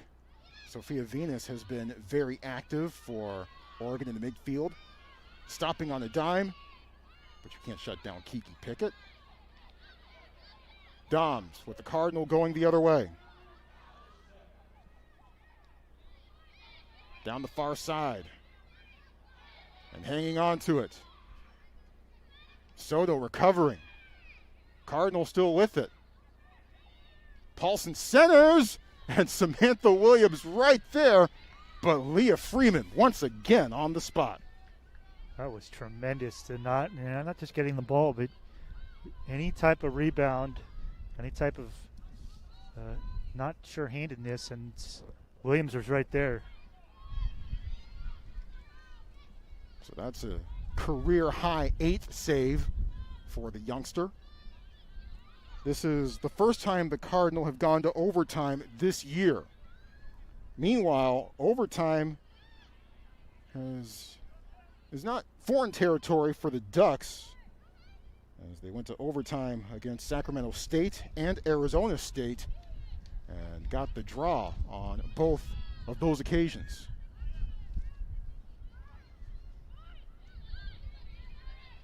To Williams.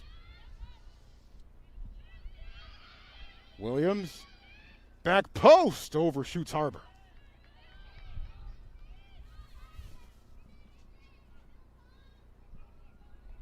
Harbor versus Palmer, with help from Hassenauer. Now to Sayer. Breedy tries the back flick, now finds an opening in the box, but shoots it, and it doesn't touch the net. This has definitely been the type of match Oregon likes. In their matches, they've had just 17 total goals in 9 matches. For Stanford, it's 23 goals, a lot more goals in Stanford matches than Oregon matches, much higher scoring matches. Of course, Friday night win, 3-1 for the Cardinal. Just the second time Stanford has been shut out in 90 minutes.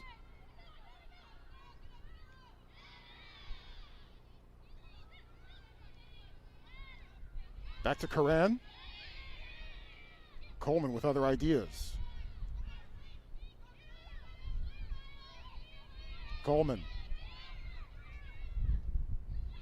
Bursts towards the touchline. But dispossessed by the freshman Megan Rucker. Nice ball. Setting up Hardy. Out of bounds. Whose ball? Oregon ball. Rucker to throw it in. A reminder, we are in overtime. We will play up to 2 overtime periods, 10 minutes each. If anyone scores before then that's it. Game over, and that scoring team wins.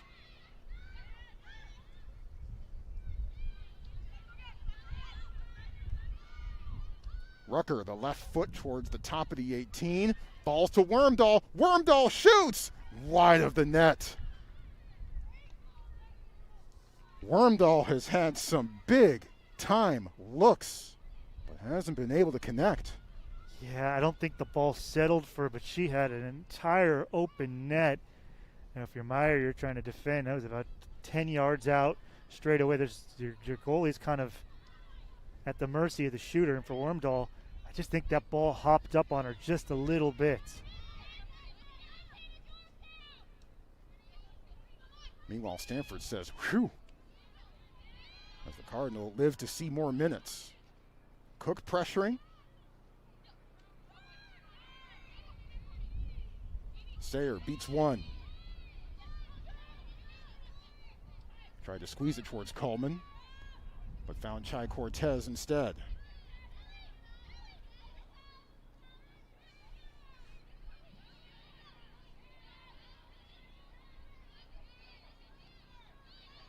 Double marked. Cardinal win it back. Brady. Soto again.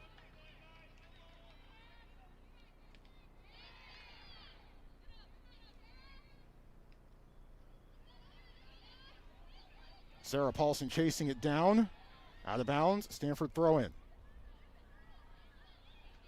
Halfway through the first overtime period. Outside to Williams.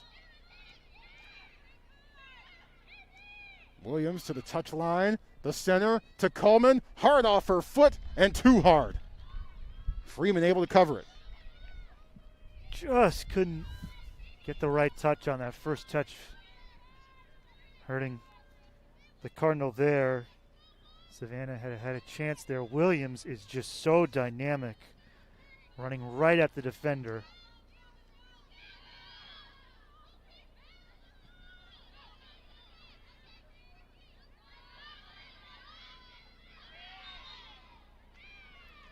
A whistle for the first time in a while, it seems. You stole what I was about to say. I mean, the official, she has let them play today.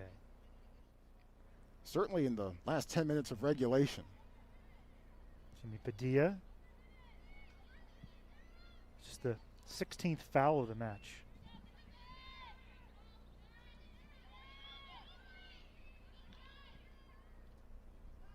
Towards the top of the 18. Big collision between Engie and a Duck player who needs a moment. And the whistle goes against Engie. I believe that's Venus that might be on the floor. Yeah, some of the staff for Stanford had their hands out. I thought that Engie got there first. And that should have been a foul against Oregon, if anybody.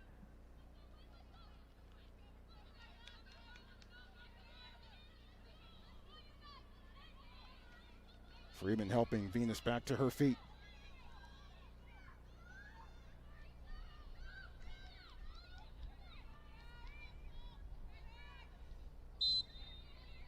And off we go.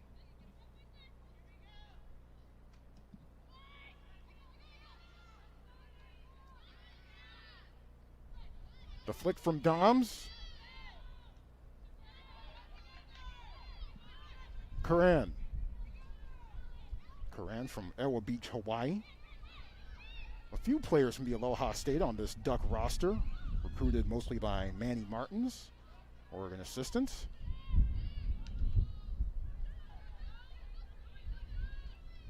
Skips off of Harbor, tries to keep it alive. Instead, the Ducks take it the other way.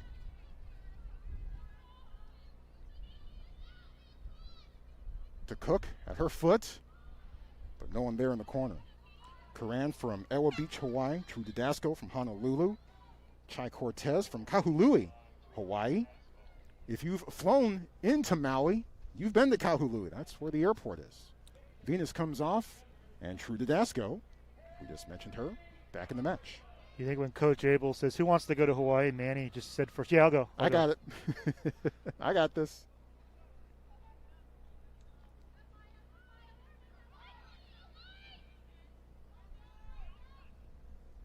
In Eden Hardy's direction, Pickett gets there first. And Engie clears it out along the sideline. 2 minutes to go in the first overtime. Wouldn't mind heading back to Kahului. You been to Maui? Yes. Lovely spot. Love that place. It's awesome. Towards Hardy. But bounces beyond everyone. Goal kick coming up for the Cardinal. I've mixed feelings on the Maui airport. When we're landing, it's my favorite place in the world. When we're getting out of there, not so much.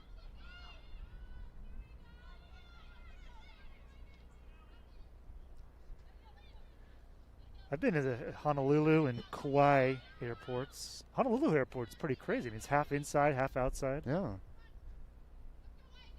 May have to head back out there in a few months. But enough about my travel plans. 1 minute remaining in the first overtime period, and the Ducks trying to decide things here. Engie settles it. Towards Coleman. Sayre, the touch, outside. Breedy tracking it down. Ahead to Harbor. Waits for it. Tries to skip it off her foot. And Palmer with the shield. 30 seconds to go in the first overtime.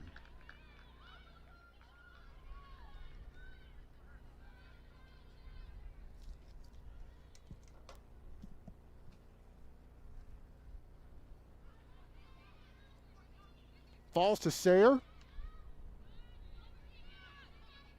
Clock ticking. Williams hanging in there, but dispossessed by Rucker.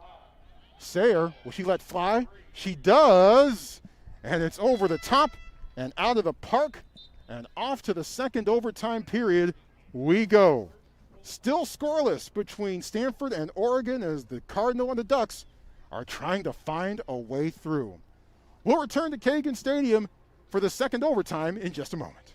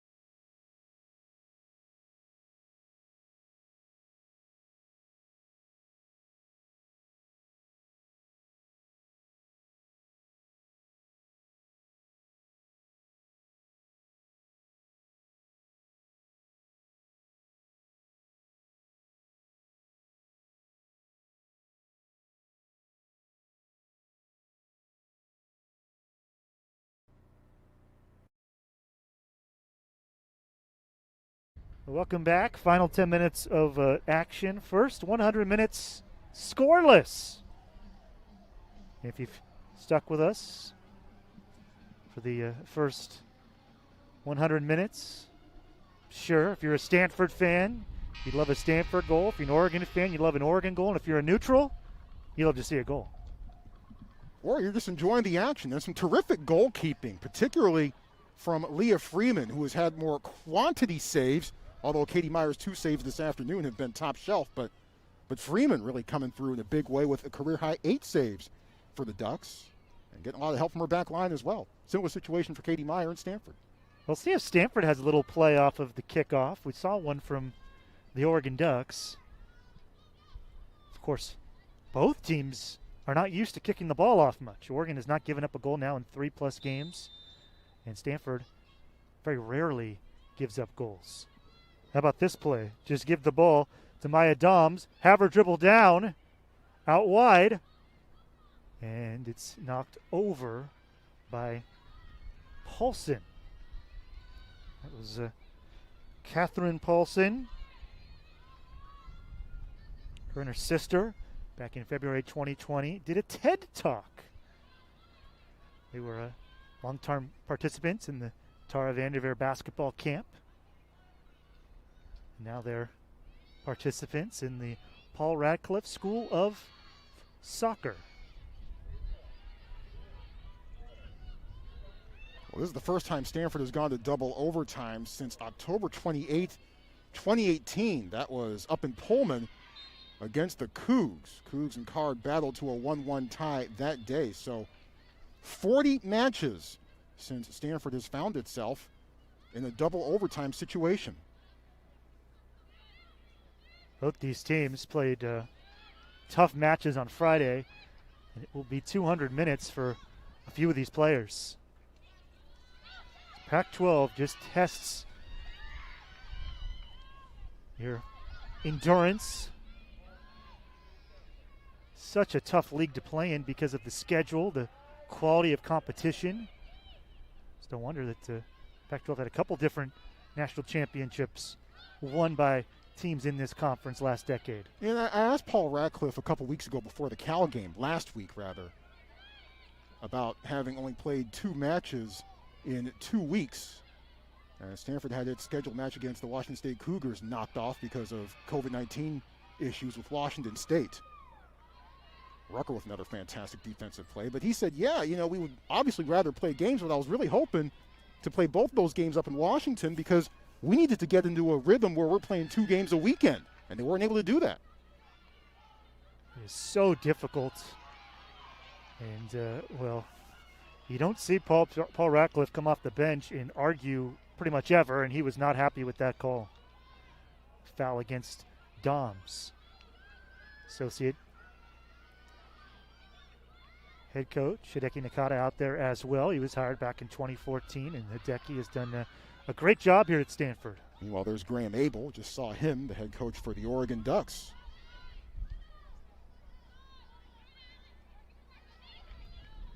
Such a challenge for Coach Abel and all head coaches that are especially new to have this season where, last year he gets hired and then you think you're going to get set. He gets done with the Women's World Cup.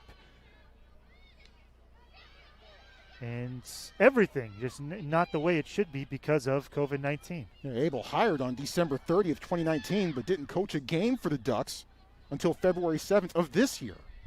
Now, normally Stanford women's soccer, they will play a few matches in the spring here at Kagan. The matches do not count towards the standings, but there is always a spring season for this team. Yep. Paulson. The low cross. Cleared away by the Ducks. There's Wormdahl, who's might have had the best 2 chances for Oregon today.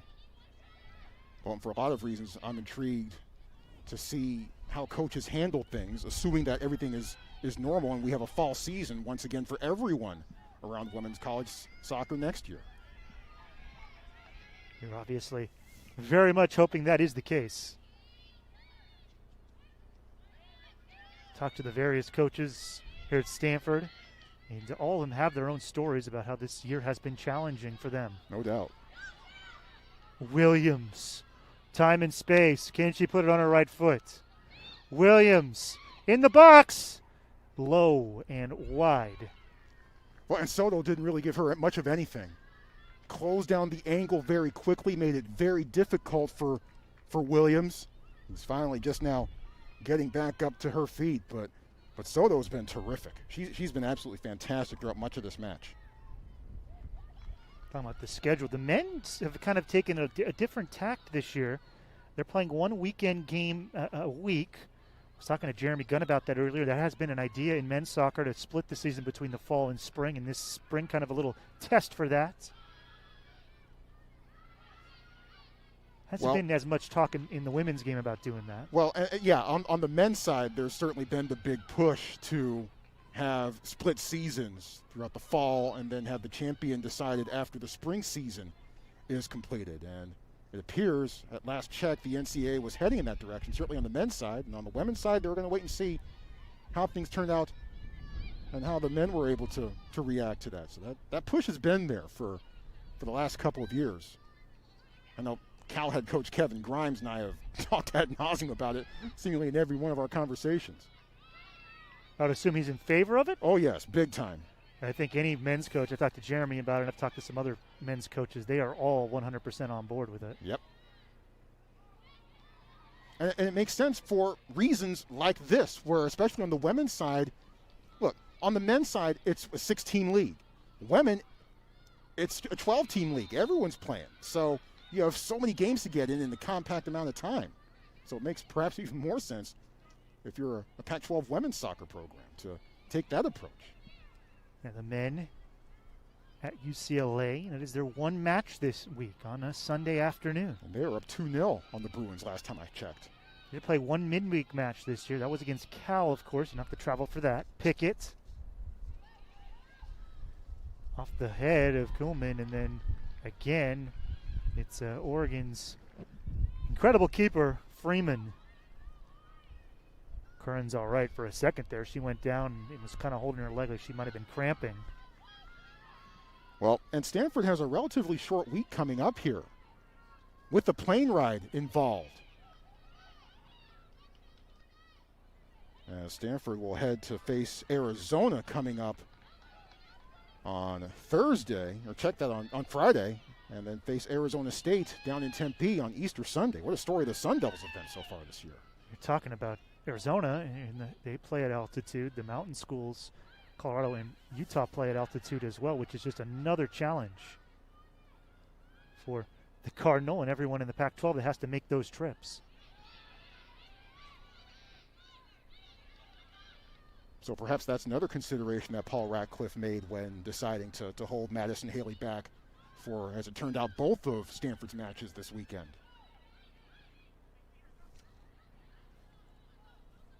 It is very much. You can't play the 11 you want for 90 in the Pac-12 from back-to-back matches. It just doesn't work like that because of the physical constraints. We're seeing an incredibly physical match tonight. Pickett, she thought she had gotten through. Just 2:20 left.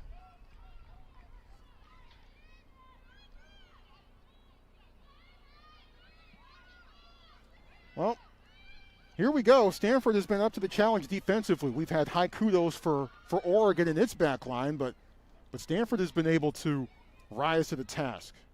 Got to do it for 2 more minutes. Now Wesley and NG have been the center back pairing for Stanford. There's Wesley with the covering header.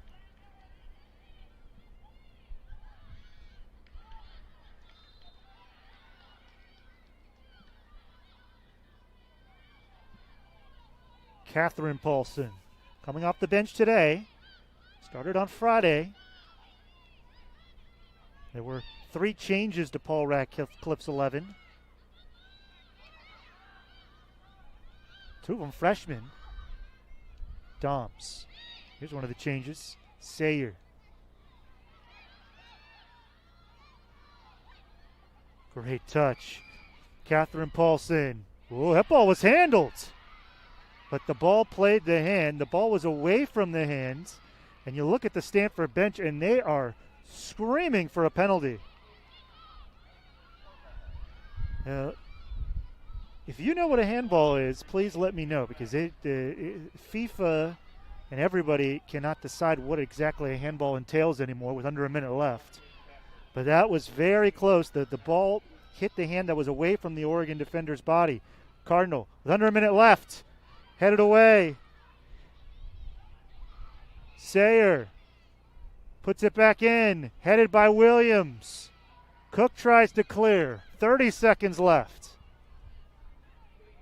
Paulson for Doms.